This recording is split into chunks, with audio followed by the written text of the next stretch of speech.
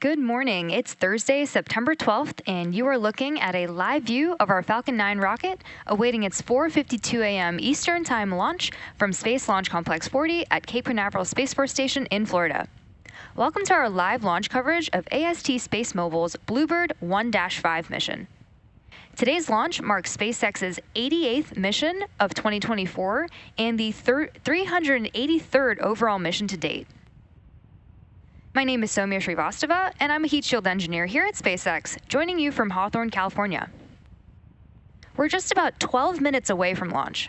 Both the vehicle and range are green, and we are on track for an on-time launch at 4:52 a.m. Eastern Time, although we do have a 60% possibility of violation on weather, so we are keeping an eye on that.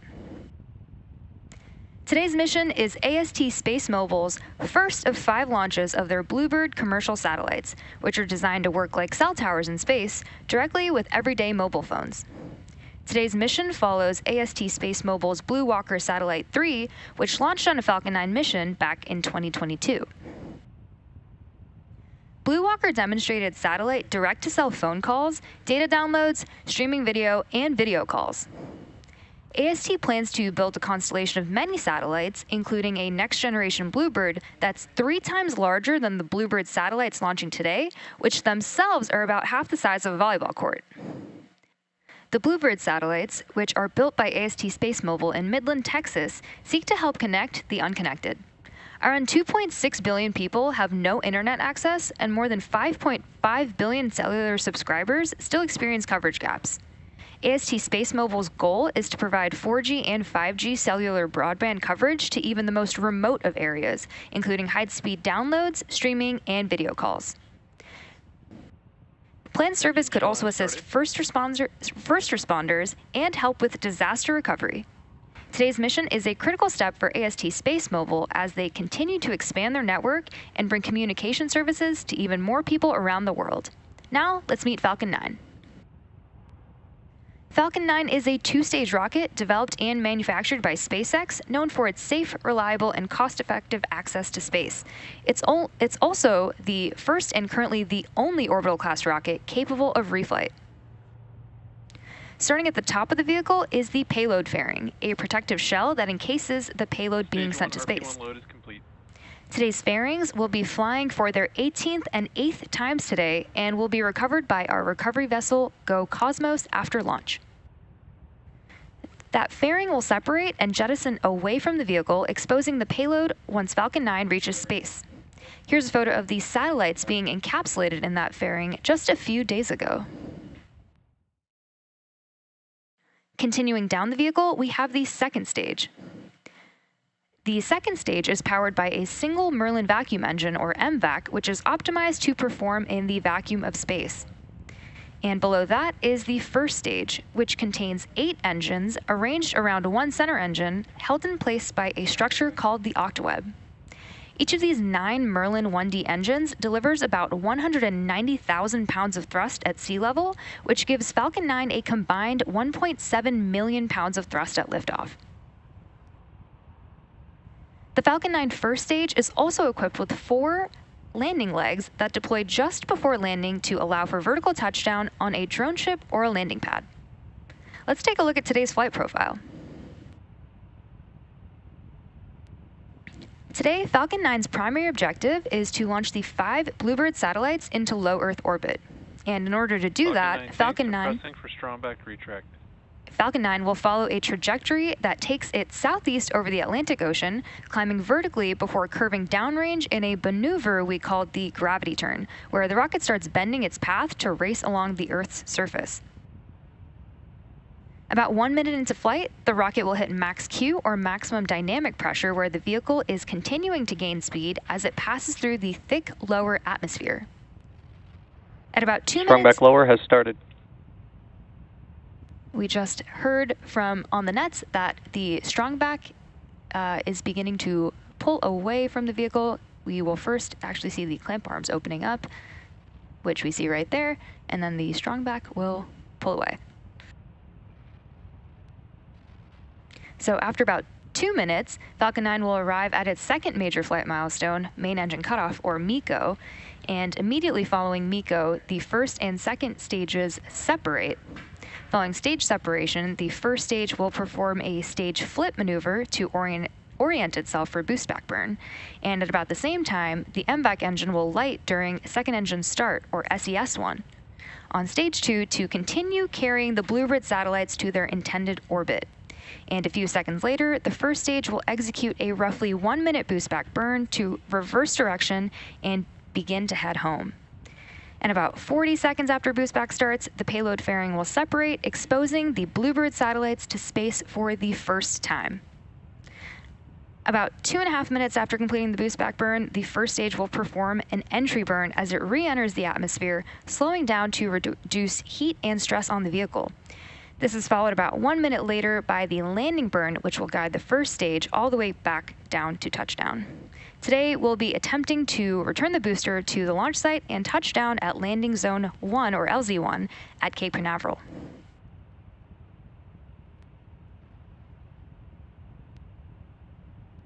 Stage 1 lock load is complete.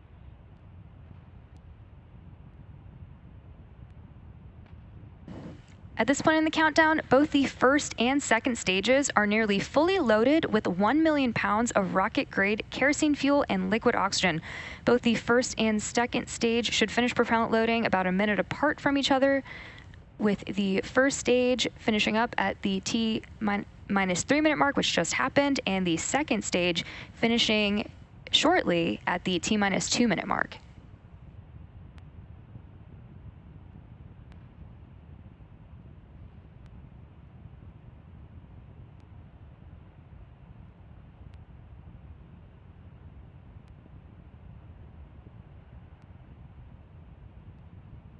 Stage 2 lock load is complete. So we just heard that the second stage is now fully loaded with propellant, and at about T-minus 60 seconds, Falcon 9 will enter startup, and that means that the rocket's autonomous internal flight computers will have taken over the launch countdown. And then just inside of T-minus 2 seconds, we will light the 9 M1D first stage engines for liftoff.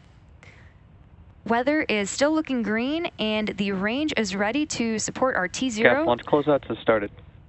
Our T0 of 4:52 a.m. Eastern time. And with that, we are proceeding into the last few minutes of terminal count.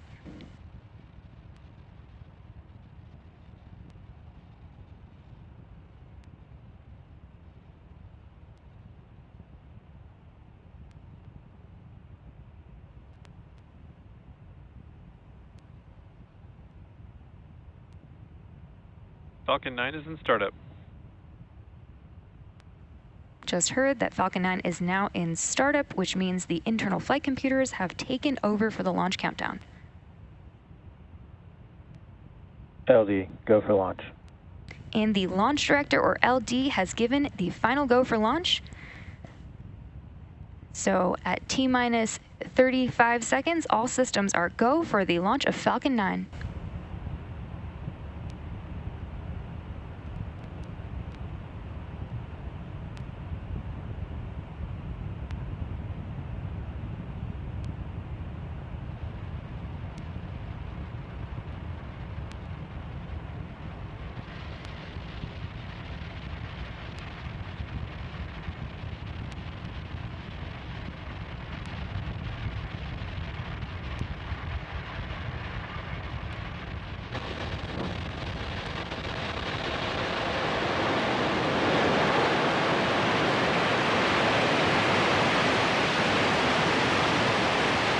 Vehicle is pitching downrange.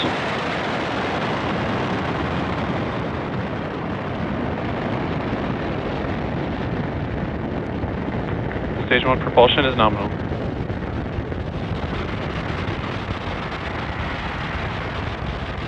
Copy alarms. At T-plus 33 seconds and counting, Falcon 9 has successfully lifted off from Slick 40. After clearing the tower, we tilt or gimbal the engines to initiate a roll maneuver, which you may notice in the Stage 1 camera view. This enables the vehicle's antennas to stay in the best position for communicating with the ground.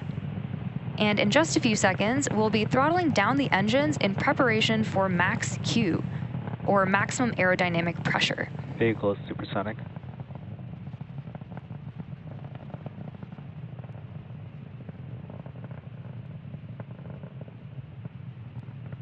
Max Q. And there's max Q. And from this point on, while Falcon 9 is still accelerating to an orbital speed of about 17,500 miles per hour, aerodynamic pressure on Falcon decreases as we approach the vacuum of space.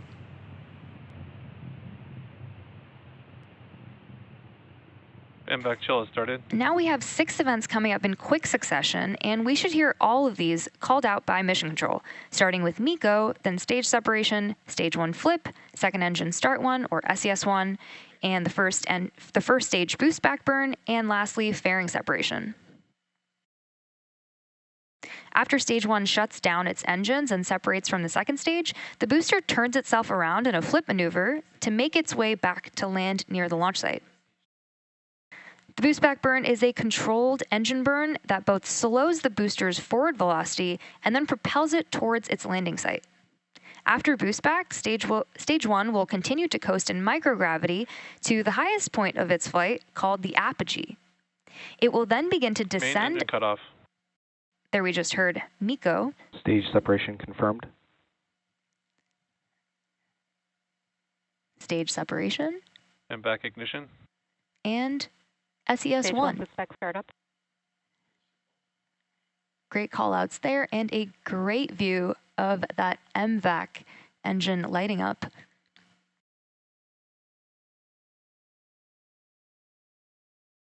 So after boost back, it will then begin to descend under the acceleration of gravity until it's time to relight the engines for entry burn.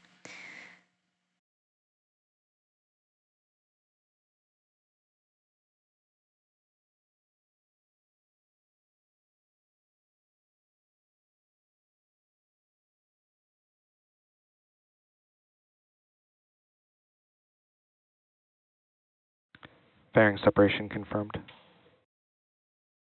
Great call out there for fairing separation. We will be attempting to retrieve these fairing halves once they fall back to Earth with our recovery vessel, Go Cosmos. Coming up next, we will have boost back shutdown right on time. Both vehicles are nominal trajectory.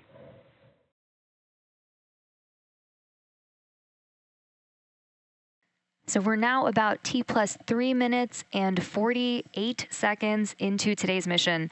And our next major mission milestone will be the first stage entry burn, which will take place just past the T+6 minute mark.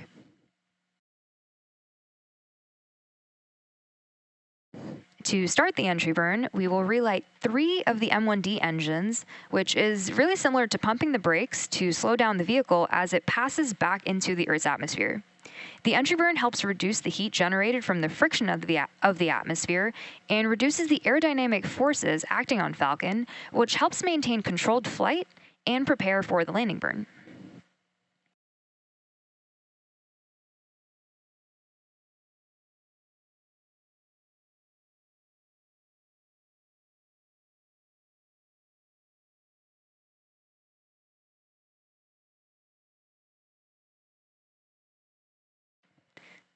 We are about 1 minute and 15 seconds away from the first stage entry burn.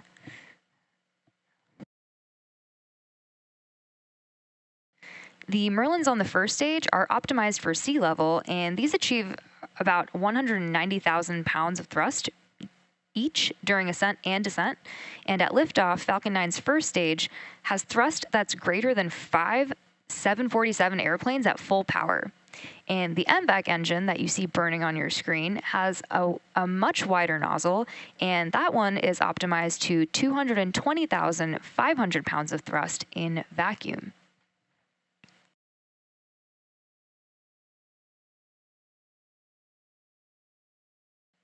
That entry burn coming up in about 30 seconds, where Falcon 9 will decelerate by firing its Merlin engines.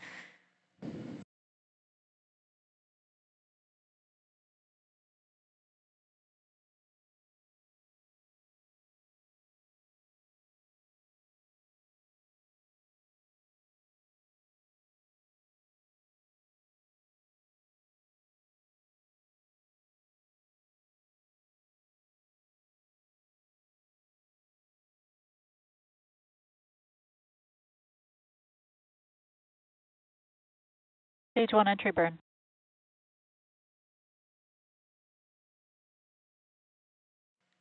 You can, great call out there, and you can see Entry burn shut down. the entry burn just completed. But you can see that that the stage 1 is still continuing to move really, really fast, even though it is slowing down.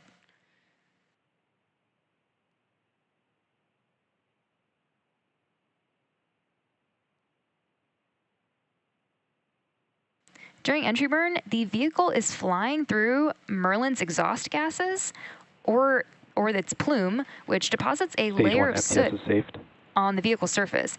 And that soot comes from the carbon-based fuel that Falcon 9 uses. And with each flight, the soot builds up a little bit more on the outside of the vehicle.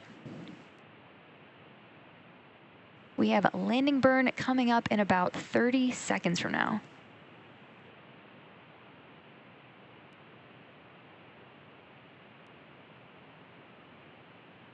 Stage 1 landing burn. Great call for a landing burn. Landing leg deploy.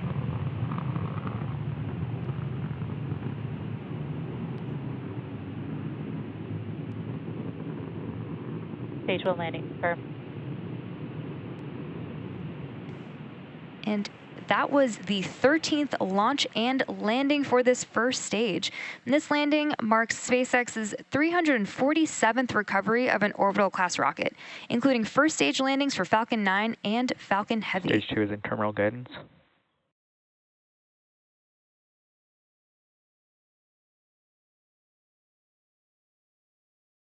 We have SECO 1 coming up in about Stage 2 FTS 15 seconds from now.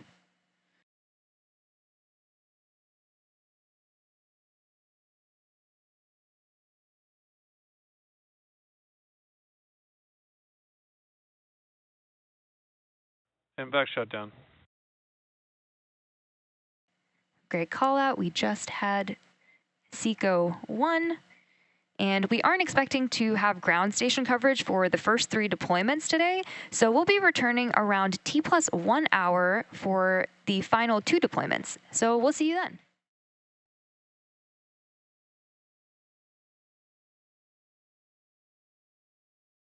We have an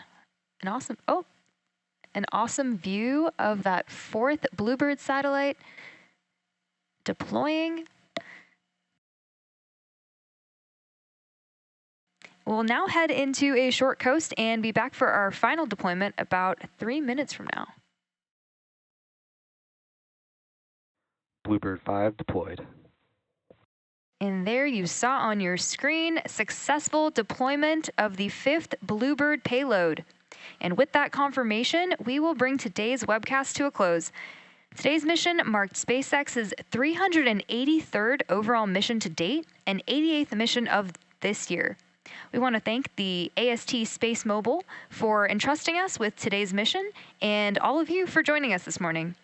If you're interested in more launch coverage, right now the Polaris Dawn EVA is in progress, which is the first ever spacewalk from Dragon.